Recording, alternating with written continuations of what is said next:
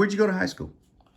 Monroe High School, historically black Monroe High School in the city of Cocoa. Where'd you graduate?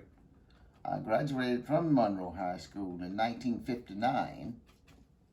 Okay. Did you have any influences there? What was your greatest influence at Monroe High School? My greatest influence was a little lady, a little white lady by the name of Alberta Leisure, but my really greatest influence was my mother.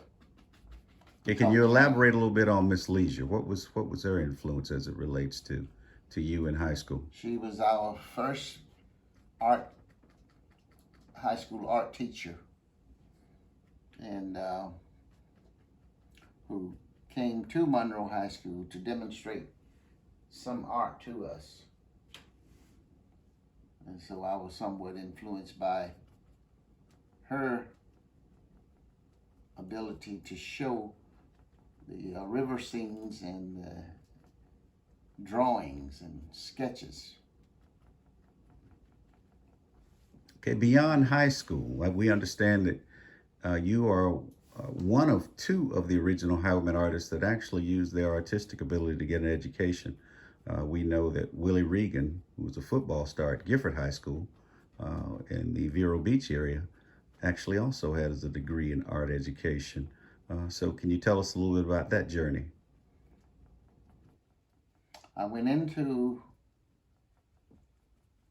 After high school, I went into the college level. I went in as taking general education. What school? Because at the Edwards Waters College in Jacksonville, they did not have an art program there, so I was taking general basic subjects. And how long did you stay at Edward Waters College? I stayed for 2 years, and after that, I migrated to Syracuse, New York.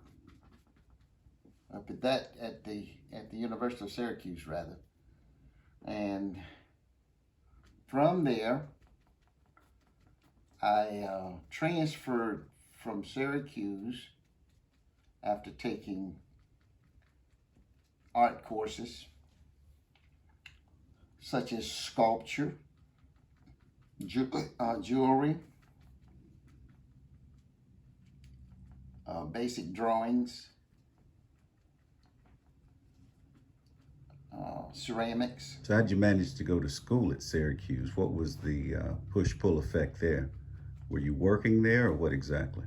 I worked for Syracuse University Hospital, and on my application I put that I would work for 2 years at this hospital, at the Syracuse University Hospital, and after that I will move on and I will attempt to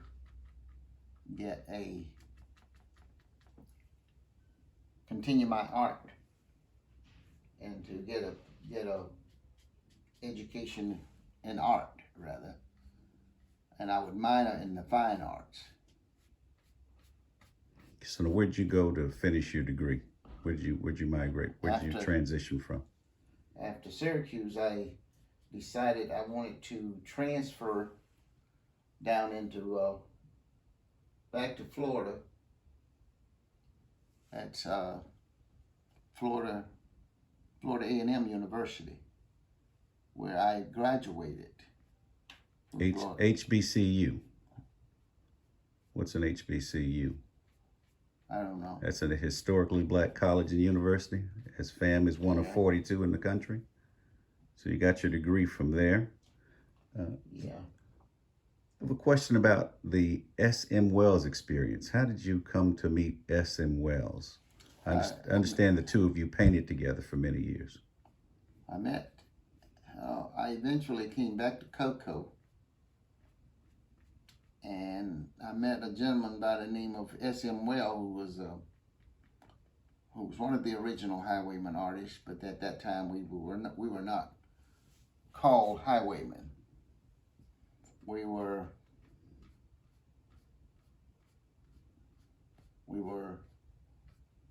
doing the same style, Painting Florida landscapes. painting the Florida landscapes.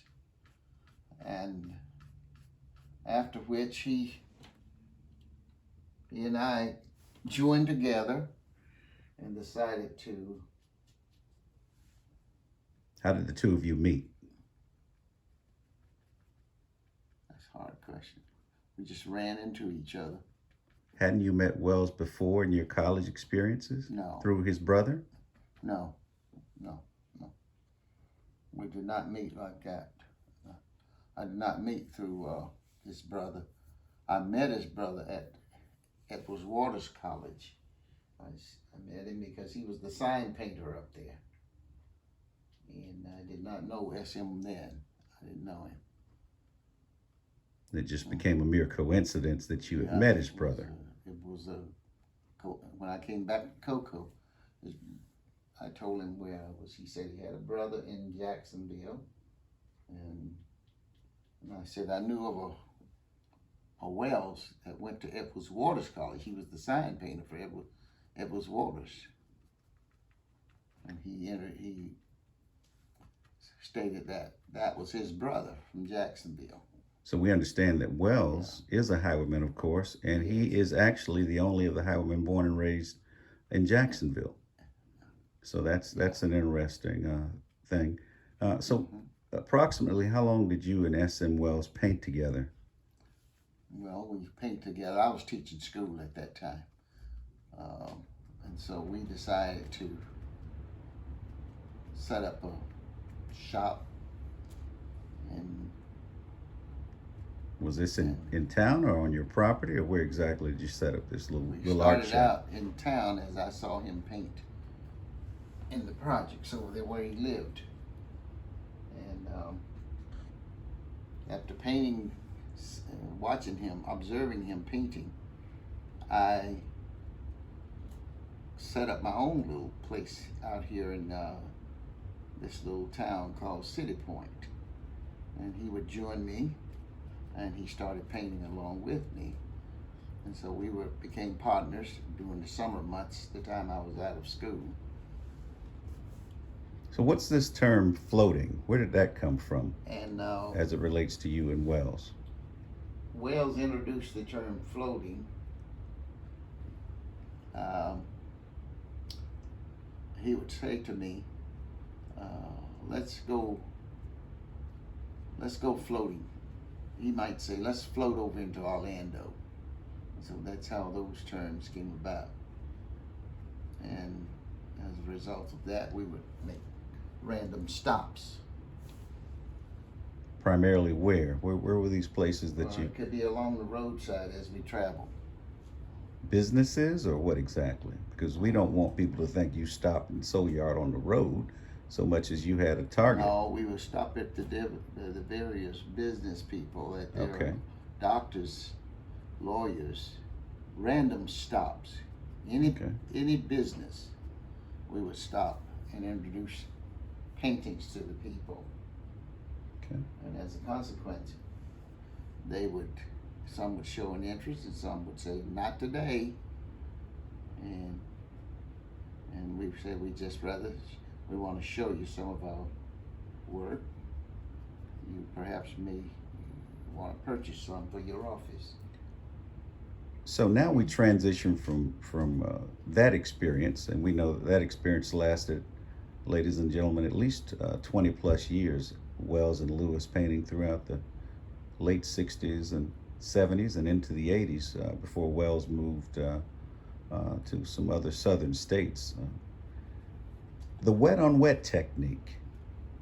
This is the technique that in the 90s was popularized or commercialized by Bob Ross, but well before the Bob Ross experience on people on national television.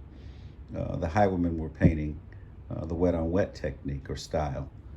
Can you tell us a little bit about the wet on wet technique? How do you prepare a board, so to speak? Back in the day, many of the artists painted oil, and in some cases on Upson board, what's the process of painting the wet on wet technique on board? What do you have to do to get to stage that experience to make that happen? We would purchase Upson board, a construction board people used to use as you do today, paneling. And we would have the sheets cut to basic sizes, certain sizes. And we would make a sketch on those boards, and we would use shellac. And that would seal those boards whenever you're painting on them to keep the paints. You would actually be painting directly on top of the shellac, which will keep the paint from absorbing into the board. And as you do that, it's a fast drying material or substance that we use, which is the shellac. And it was very transparent. And we would paint on top of that, the board. What did you paint on top of the shellac? You put your actual paints coming from your tubes. Was there a in your type of palette. white paint? And what we would do, we would actually prime the palettes with gesso, or we would use a latex white, or what you call a magic white. That can be also used as gesso. The magic white, using that, and we can not only use that, but you can actually paint on top of it as you do a canvas. What was the purpose of the rags? I've seen you often We coming use up. rags as we would do tissue paper, or paper towels rather, to constantly wipe your brush, because as you dip it in the oils, you don't want to clean your brush every time you go to your palette, because some paints on the palette and into the brush, you want them to remain there. So we'll just wipe it down, we'll wipe those brushes a little bit. And sometimes we could wipe paint out with those rags. Okay. And sometimes we would take the rags and stretch them on stretcher rods of board, stretcher strips, because some of those rags was very tough. So what's the 3-step process of, say, doing this lagoon scene that you're painting now? Where'd you start? Well, I actually started in the background, and I came all the way to the foreground. So you have your background, and then you have your middle ground. This is your background, middle ground, and foreground. Foreground is always in front. Okay, what comes after the background, middle ground, and foreground? Then you overlap, Okay. like this bush here. You overlap it, and any extras that you would put in here, it would be called overlapping. The details, so to speak. They're not necessary. You can overlap a tree, and once you overlap that tree, you can put the details on it later. That's the way we see that. I see it as a painter. And so, Our final question. I've often heard you talk about what you think about being called a highwayman, and I've heard you say that it gave an identifiable name. What do you mean by that?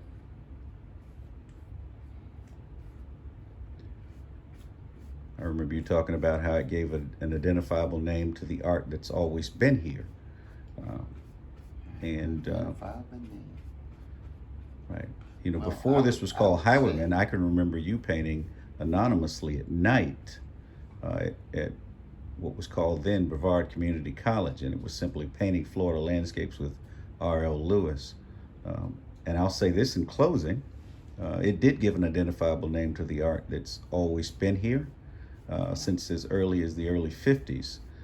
And like anything that desires to be collected, it does have to have an identifiable name. So I can speak for R.L. Lewis and say that he has embraced it simply because it gave an identifiable name to the art that has always been here. We appreciate the audience for visiting with us today, and thank you to all who will view this. We believe you're helping us make a little bit of Florida art history as a consequence of your viewing. Thank you again.